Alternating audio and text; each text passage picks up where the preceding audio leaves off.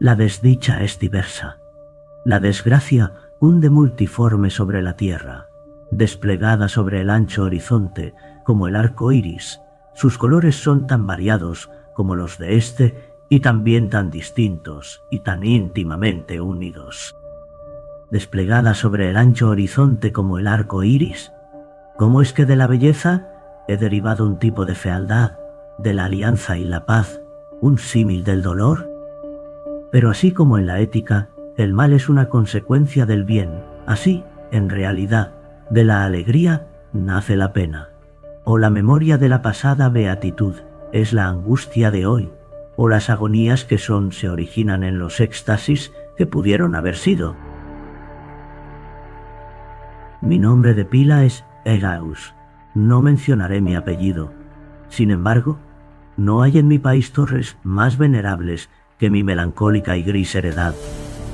Nuestro linaje ha sido llamado raza de visionarios, y en muchos detalles sorprendentes, en el carácter de la mansión familiar, en los frescos del salón principal, en las colgaduras de los dormitorios, en los relieves de algunos pilares de la sala de armas, pero especialmente en la galería de cuadros antiguos, en el estilo de la biblioteca, y por último, en la peculiarísima naturaleza de sus libros, hay elementos más que suficientes para justificar esta creencia.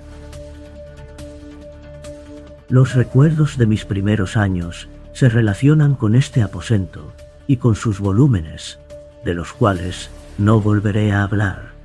Allí murió mi madre. Allí nací yo. Pero es simplemente ocioso decir que no había vivido antes, que el alma no tiene una existencia previa. ¿Lo negáis? No discutiremos el punto. Yo estoy convencido, pero no trato de convencer.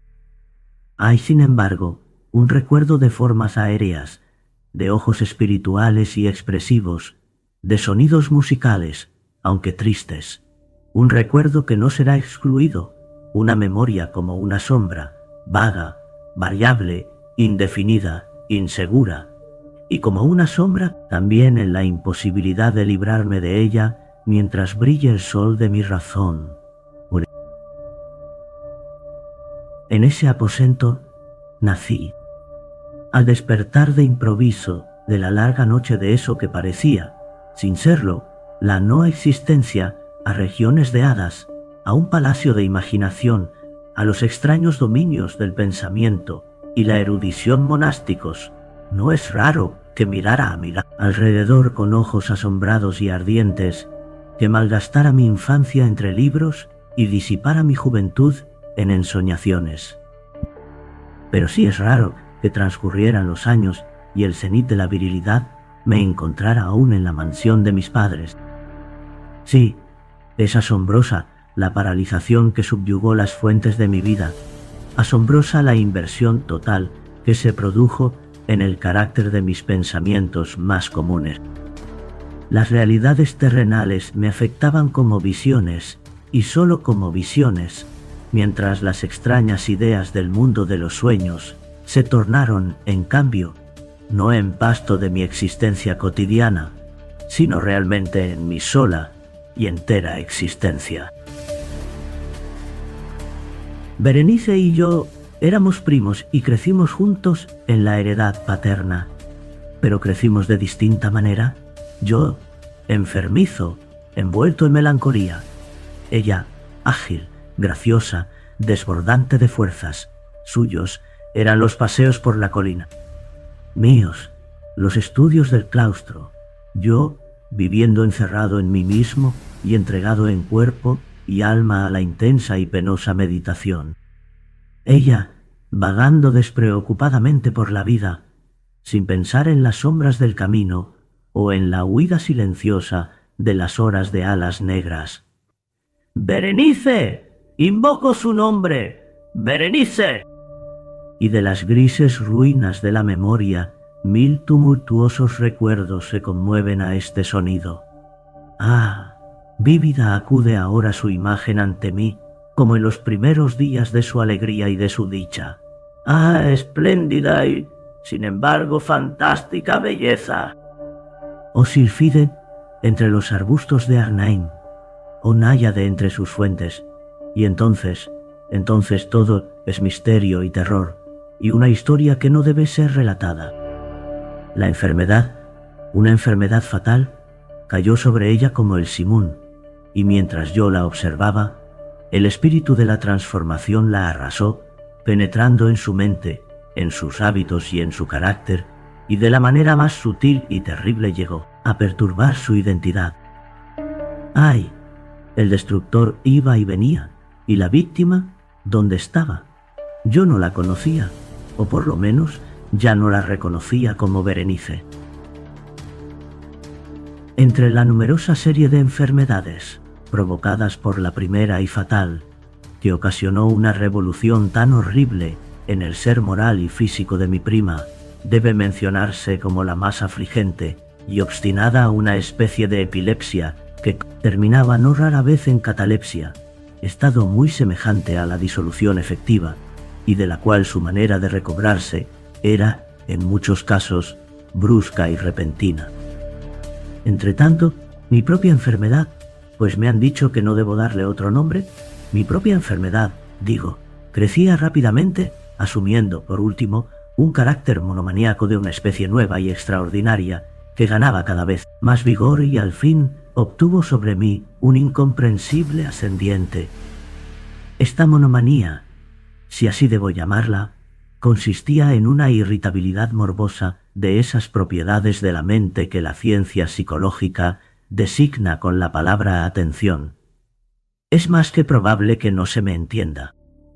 Pero temo, en verdad, que no haya manera posible de proporcionar a la inteligencia del lector corriente una idea adecuada de esa nerviosa intensidad del interés con que, en mi caso, las facultades de meditación, por no emplear términos técnicos, actuaban y se sumían en la contemplación de los objetos del universo, aun de los más comunes. Reflexionar largas horas, infatigable, con la atención clavada en alguna nota trivial al margen de un libro o en su tipografía. Pasar la mayor parte de un día de verano absorto en una sombra extraña que caía oblicuamente sobre el tapiz o sobre la puerta, perderme durante toda una noche en la observación de la tranquila llama de una lámpara o los rescoldos del fuego, soñar días enteros con el perfume de una flor, repetir monótonamente alguna palabra común hasta que el sonido, por obra de la frecuente repetición, dejaba de suscitar idea alguna en la mente. Perder todo sentido de movimiento o de existencia física gracias a una absoluta y obstinada quietud, largo tiempo prolongada. Tales eran algunas de las extravagancias más comunes y menos perniciosas provocadas por un estado de las facultades mentales, no único, por cierto, pero sí capaz de desafiar todo análisis o explicación. Mas no se me entienda mal. La excesiva, intensa y mórbida atención así excitada por objetos triviales en sí mismos no debe confundirse con la tendencia a la meditación común a todos los hombres y que se da especialmente en las personas de imaginación ardiente. Tampoco era, como pudo suponerse al principio, un estado agudo o una exageración de esa tendencia, sino primaria y esencialmente distinta, diferente. En un caso, el soñador o el fanático, interesado en un objeto habitualmente no trivial, lo pierde de vista poco a poco en una multitud de deducciones y sugerencias que de él proceden, hasta que, al final de un ensueño colmado, a menudo de voluptuosidad, el incitamentum, o primera causa de sus meditaciones, desaparece en un completo olvido. En mi caso, el objeto primario era invariablemente trivial, aunque asumiera, a través del intermedio de mi visión perturbada, una importancia refleja y real. Pocas deducciones, si es que aparecía alguna, surgían, y esas pocas retornaban tercamente al objeto original como a su centro. Las meditaciones nunca eran placenteras, y al cabo del ensueño La primera causa, lejos de estar fuera de vista, había alcanzado ese interés sobrenaturalmente exagerado que constituía el rasgo dominante del mal. En una palabra, las facultades mentales más ejercidas en mi caso eran, como ya lo he dicho, las de la atención, mientras en el soñador son las de la especulación. Mis libros, en esa época, si no servían en realidad para irritar el trastorno, participaban ampliamente, como se comprenderá por su naturaleza imaginativa e inconexa, de las características peculiares del trastorno mismo. Puedo recordar, entre otros, el tratado del noble italiano Coelius Secundus, Curio de Amplitudine Beati Regni Dei, la gran obra de San Agustín, La ciudad de Dios, y la de Tertuliano, De carne Christi, cuya paradójica sentencia, Mortus estes Dei filius credibili est, quia ineptum est, et sepultus resurrexit, ertum estia impossibili est. Ocupó mi tiempo íntegro durante muchas semanas de laboriosa e inútil investigación. Se verá, pues, que arrancada de su equilibrio, solo por cosas triviales, mi razón semejaba a ese risco marino del cual habla Ptolomeo Hefestión, que resistía firme los ataques de la violencia humana y la feroz furia de las aguas y los vientos, pero temblaba al contacto de la flor, llamada asfódero. Y aunque para un observador descuidado pueda parecer fuera de duda que la alteración producida en la condición moral de Berenice por su desventurada enfermedad me brindaría muchos objetos para el ejercicio de esa intensa y anormal meditación, cuya naturaleza me ha costado cierto trabajo explicar, en modo alguno era este el caso. En los intervalos lúcidos de mi mal, su calamidad me daba pena, y muy conmovido por la ruina total de su hermosa y dulce vida, no dejaba de meditar con frecuencia, amargamente, en los prodigiosos medios por los cuales había llegado a producirse una revolución tan súbita y extraña. Pero estas reflexiones no participaban de la idiosincrasia de mi enfermedad, y eran semejantes a las que, en similares circunstancias, podían presentarse en el común de los hombres. Fiel a su propio carácter, mi trastorno se gozaba en los cambios menos importantes, pero más llamativos, operados en la constitución física de Berenice, en la singular y espantosa distorsión de su identidad personal. En los días más brillantes de su belleza incomparable, seguramente no la amé.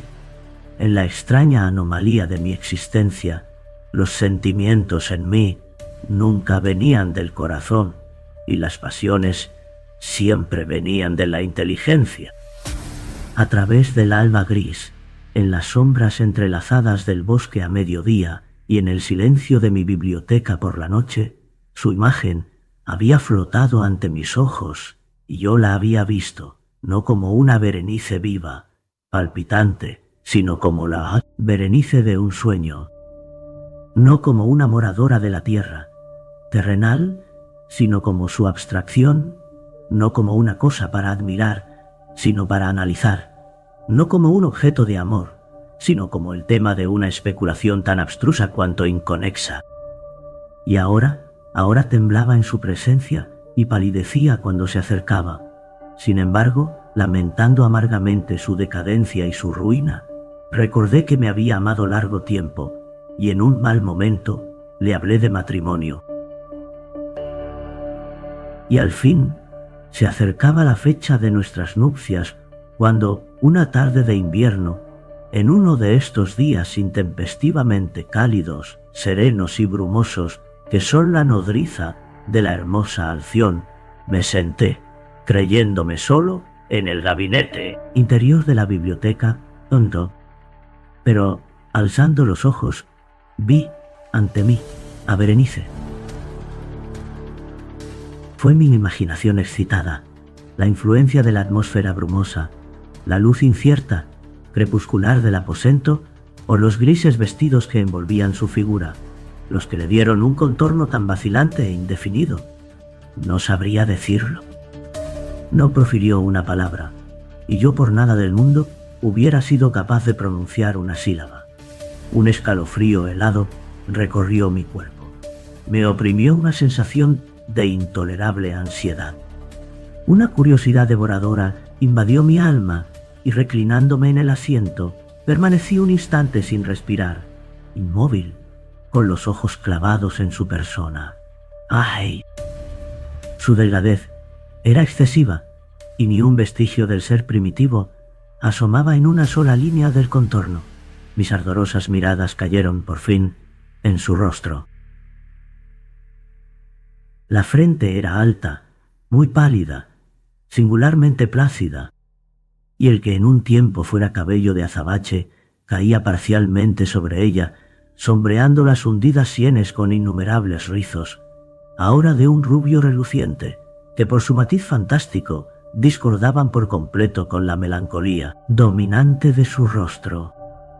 Sus ojos no tenían vida ni brillo y parecían sin pupilas, y esquivé involuntariamente su mirada vidriosa para contemplar los labios finos y contraídos. Se entreabrieron, y en una sonrisa de expresión peculiar, los dientes de la cambiada Berenice se revelaron lentamente a mis ojos. Ojalá nunca los hubiera visto, o después de verlos hubiese muerto. El golpe de una puerta al cerrarse me distrajo, y alzando la vista, vi que mi prima había salido del aposento, pero del desordenado aposento de mi mente. ¡Ay! No había salido ni se apartaría el blanco y horrible espectro de los dientes. Ni un punto en su superficie, ni una sombra en el esmalte, ni una melladura en el borde, hubo en esa pasajera sonrisa que no se grabara a fuego en mi memoria. Los vi entonces con más claridad que un momento antes. Los dientes, los dientes. Estaban aquí y allí, y en todas partes, visibles y palpables ante mí, largos, estrechos, blanquísimos, con los pálidos labios contrayéndose a su alrededor, como en el momento mismo en que habían empezado a distenderse. Entonces sobrevino toda la furia de mi monomanía, y luché en vano contra su extraña e irresistible influencia. Entre los múltiples objetos del mundo exterior, no tenía pensamientos sino para los dientes. Los ansiaba con un deseo frenético. Todos los otros asuntos y todos los diferentes intereses se absorbieron en una sola contemplación. Ellos eran los únicos presentes a mi mirada mental, y en su insustituible individualidad llegaron a ser la esencia de mi vida intelectual.